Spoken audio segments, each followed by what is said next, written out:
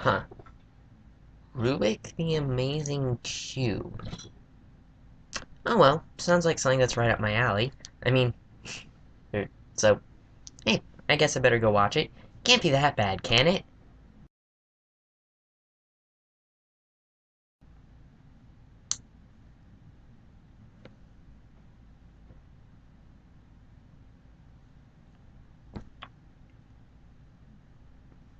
Why? My god, where did this thing even come from? Like, why does it even exist? Okay, but before I go off on a tangent, let me give you guys some background. Rubik the Amazing Cube was a Saturday morning cartoon that aired from September the 10th, 1983 to September the 1st, 1984 on ABC. It consisted of 13 episodes, of which I was only able to locate 4. The show focused on the lives of Reynaldo, Carlos, and Lisa Rodriguez, as the titular Rubik took them on adventures. Rubik was a magical version of the puzzle we all know and love. When solved, he grew a face and did various mystical tasks. When scrambled, he was just a perfectly ordinary cube. Now, before we go on, let me make something very clear. There is nothing inherently wrong with a toy-based cartoon. In fact, a toy-based cartoon is currently one of my favorite shows. However, you gotta realize that with most of these toy-based cartoons, the source material is a doll or an action figure, or some other toy that is meant to be personified. This show's main character is a Rubik's Cube. I'm sorry, but I didn't realize that you could assign a personality to a plastic puzzle game. But I digress. Even if the idea is bad and poorly thought out, it can still be saved by good execution. So you know what? Let's look at an episode of this weird show. Let's go with episode 9, Rubik in Wonderland. The episode begins on a stormy night at the Rodriguez's house. Our main characters are watching television, and right away we're already going to get the first problem with this show. Alice in Wonderland's my favorite show! The voice acting in this thing sucks. Look, I know it's from the 80s, but for crying out loud, these voice actors aren't even trying. None of the characters ever change their inflections, and they talk as slow as possible. Me too, Rubik like! First off, why is Rubik's voice edited to be so high-pitched? Is that supposed to be cute or something? Because it's not cute. It's actually rather creepy. Second, why does Rubik keep talking in the third person? It's incredibly annoying! The storm knocks out the television, much to everyone's disappointment. Lisa wishes that she could be in Wonderland, so Rubik uses his magic to transport everyone into the television. Okay, that escalated rather quickly. Anyways, they go through what looks like an esophagus, and then they end up in Wonderland. Why did they go through the esophagus thing? You know what, that moment was entirely pointless. Okay, but you know what, this is actually a bit of a decent setup. They can use this to have zany characters and just play around with the setting, you know, be really creative. Oh wait, no, they're not going to. We're okay. ¿Dónde estamos? Why do the characters keep inserting random Spanish phrases into their dialogue? No one talks like that. It sounds incredibly stupid and irritating. The camera pans on the White Rabbit, who is being chased by playing card knights and yelling that the queen is after him. Lisa recognizes the rabbit from the show, you know, the show that they were just watching, yeah, that show, and decides to help him. So Rubik levitates him into a random rabbit hole. Then we see the queen, who tells the cards to find the rabbit or else she will have them shuffled. Oh, I get it, the queen's the antagonist here. Wait, she isn't? Another main problem with the show is that it throws plot points into the air and then forgets about them. The Queen is basically a non-entity throughout the entire episode. Her presence is entirely extraneous. So if the Queen isn't the main villain, then who is? Look no further than these two. They comment about how interesting Rubik is in a grating voice, and then we go back to our main characters. Lisa tries to talk the White Rabbit through the hole, but he's too scared to respond. Then Lisa asks Rubik to help them get into the hole. Rubik obliges and shrinks everyone so that they will fit inside. That scene is indeed very awkwardly written. Inside the rabbit hole, we learn why the White Rabbit was running. He explains that he was supposed to guard the queen's crown, but it was taken by a giant, and now the queen thinks that he stole it. Lisa once again thinks that they should help the rabbit, but Reynaldo is worried about the giant. They're about to take a vote on whether or not to help, when the rabbit gets kidnapped in the most awkwardly animated way possible. And yeah, the scene where they're about to take the vote is pointless. One of the cards knocks over the tree, causing it to tumble down a hill with our main characters inside and roll into a bush. Yes, this scene is also extraneous. That's going to be a running theme in this episode if you haven't guessed. Meanwhile, the queen tells the white rabbit that she's going to throw him in the dungeon, and then neither of them are seen again until this thing is nearly over. Back to our main characters. They decide that in order to help the white rabbit, they need to get the crown back from the giant. Reynaldo, despite being afraid of the giant before, goes along with this plan without any hesitation. Yeah, that's another problem with this show. These characters don't have any character to them. Anyways, the two guys from before overhear this exchange and decide to tell the giant, and it seems like their voices have gotten even more annoying. It turns out that these two guys are actually the giant's minions. What a twist! Get out of my video, Shyamalan. You still have not been forgiven. Someone is going to take my crown! The most valuable object in Wonderland! That's right, boss! 3 kids and a magical cube! The music in this show is actually kinda decent. Unfortunately, I can't get any enjoyment out of it with all of the awkward dialogue. If that cube has powers like you say, then it must be destroyed! The minions agree to get Rubik and bring him to the giant. We once again go back to our main characters, who have been walking for a long time in search of the giant's castle. Rubik needs drink of water. You're a piece of plastic. Suddenly, the Cheshire Cat appears, since that's what the Cheshire Cat does. After some more putrid dialogue and wretched voice acting, he tells them to go down the road to the Mad Hatter's Tavern.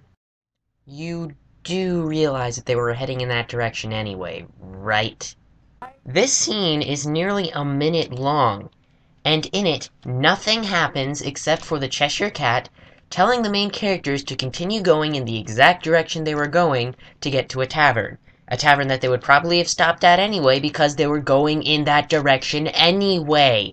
So, yeah, I'm gonna call this scene entirely pointless.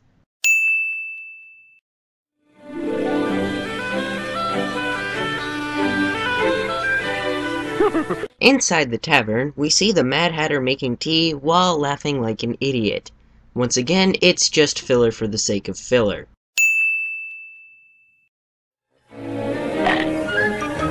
I love tea! Lisa and Carlos ask the Mad Hatter if he knows the way to the giant's castle. He starts searching for a map, and continues to act like an idiot. Okay, there's a difference between crazy and just plain stupid. This is not the Mad Hatter. This is a moron who's high on crack. This show cannot even do rip-off correctly. We see the minions watching our main characters from behind a sandwich. They're planning to capture Rubik with a sack, and one of them keeps taking pieces of meat from the sandwich, which I assume is supposed to be some sort of a joke. It's not funny in the slightest. Seems like it's about that time again. Coming back to our main characters, it seems that the Mad Hatter has already given up on finding a map. He pours some tea and sugar on Rubik, and Carlos and Lisa scold him for being an idiot. This causes the Mad Hatter to cry, and he drops the map to the castle out of his hat. While the kids pick it up, I'm forced to wonder why most of this scene is even here. Everything in this scene, up to the point where the Mad Hatter drops the map, could probably be cut out entirely. Anyways, as the kids all look at the map, and Rubik sits on Reynaldo's shoulder, the two minions sneak up on them. They throw a sack over Reynaldo, and that sends Rubik flying into a sugar bowl and scrambles him. The minions take off with Reynaldo, believing that both Reynaldo and Rubik are in the bag. The best part about this scene is how Carlos and Lisa literally just stand there while their brother is kidnapped right in front of them. The worst part about this scene is that we're only halfway through this excuse for a cartoon episode. Being scrambled, Rubik can't get out of the bowl of sugar, so Carlos and Lisa start searching desperately for him. The Mad Hatter tells them that the minions worked for the giant, and then he pours Rubik into a cup of tea. That subplot literally lasted 1 minute. I don't even... Why does... This show is going to kill me. Okay, let's keep going. Carlos, Lisa, and Rubik go to the castle to save Reynaldo, and at the castle we see that the giant is not happy about getting a kid instead of the cube. The minions tell the giant that the other kids are on their way to the castle. How exactly they know that is beyond me. And then the giant locks Reynaldo in a cage. Back to our main characters. Sans Reynaldo. We get a reminder of the fact that this whole thing is to prove the White Rabbit is innocent. I'd call that a pointless moment, but at this point I was trying to forget all about that rabbit. I can, however, call the next sequence extraneous. Giant's castle! How will we ever get inside? We can go in through the window. Caramba! Ew! Spiders! Now what do we do? I don't know. How about you stop patting out this piece of crap? Rubik spots a mouse hole in the wall and says that it's a way in. Lisa wonders how they can get inside without being noticed. Just have Rubik shrink you down like he did earlier. At that size, not even the minions will notice you.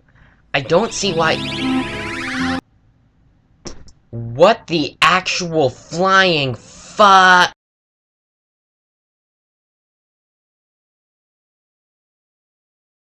It's official. These writers were more stoned when they wrote this than Twilight Sparkle in the Stairmaster. Why was turning them into mice necessary? It's not necessary. It's disturbing and creepy. And it doesn't even prevent them from being noticed. A cat sees them and nearly kills Carlos. The scene is pointless to the narrative, doesn't serve its stated purpose, and is incredibly jarring. Can I count this as 2 scenes, please? Fine. After being turned back into humans, the main characters finally make it to the giant's dining room.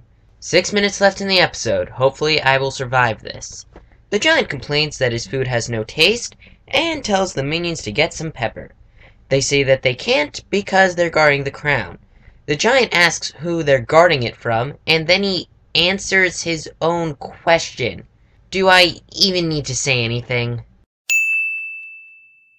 After the giant scares off his minions to get some pepper, Lisa, Carlos, and Rubik go under the giant's table to avoid being seen. The giant shifts his feet, and Lisa says that their path is blocked. Hey, Lisa, you might need some glasses because you could just walk around his feet. Actually, no, they climb over his feet. And you know what? This scene's pointless. The cage that's holding Reynaldo is suspended from the ceiling, so Rubik multiplies himself to form a staircase. Carlos and Lisa go up to the cage, and Rubik levitates the key over to them. They try to unlock the cage, but the key is too heavy. They drop it, and that gets the giant's attention. He's about to catch them, but Rubik levitates the cage away from him. The giant gives chase, so Rubik animates one of his chairs, and that binds him up. The giant yells at his 2 minions, who are still trying to get the pepper shaker. They drop it, and the lid goes into a mouse hole. Then they see Rubik, and drop a rag over him, which scrambles him and sends him rolling into the same mouse hole. With Rubik scrambled, his magic cuts off, and the cage plummets, killing Reynaldo, Carlos, and Lisa. Okay, that's not what actually happens, but I wish it did, because then this would be over faster. Instead, despite the cage falling a significant height, Reynaldo, Carlos, and Lisa are completely unharmed. The impact does open the cage, freeing Reynaldo and allowing them all to go after Rubik. The minions see them go into the mouse hole and assume that the rats will get them. Inside the hole, Reynaldo quickly finds Rubik. A rat spots them, but they quickly subdue it with the cap of the pepper shaker from before. This is an extremely anticlimactic scene with no bearing on the plot. I'm sure you guys get the drill by now. Rubik gets rescued, and they run out of the hole to get the crown. The minions assure the giant that the rat finished off both the kids and the cube. Then they see the kids running towards the crown and alert the giant. He throws the 2 minions onto a plate of food, and then he goes after the kids with a giant fly swatter. However, Rubik has finally had enough of him, and uses his magic to shrink down the giant. I would complain about him not doing this earlier, but this is probably the best scene in the whole episode, so I'm not gonna complain. The main characters finally get the crown. It's returned to the queen, and the white rabbit is freed. Rubik uses his magic to take them all home, and all of them think that the whole thing was just a dream. I really, really wish that were the case. As I give my final thoughts on this episode, please keep in mind that I have watched all 4 episodes of the show that are still available online, and what I'm gonna say is probably applicable to all of those episodes. In my opinion, there's generally 2 ways that a children's cartoon can fail. Sometimes the content is disturbing, heinous, and entirely inappropriate for kids. But most of the time, a bad children's cartoon is simply mindless and stupid. This show is firmly in that latter category. The voice acting and dialogue were lazy and awkward. The story was horribly paced, dragging on in most scenes and completely stopping in others. I could cut out nearly a quarter of the content in this thing, and the story would be unchanged. There's nothing funny, interesting, or original, despite the fact that the episode had 4 writers. The music is pretty good, but in no way does it save this show. It's just 21 minutes of content that will at best bore you, and at the very worst, annoy you. Ultimately, this show is just a relic from a bygone era of animation. It's certainly not the worst cartoon I've ever seen, but the sheer lack of creativity and production value is pretty astounding. I give Rubik and Wonderland 1 out of 4 stars. It's definitely not a show I'd recommend wasting your time watching.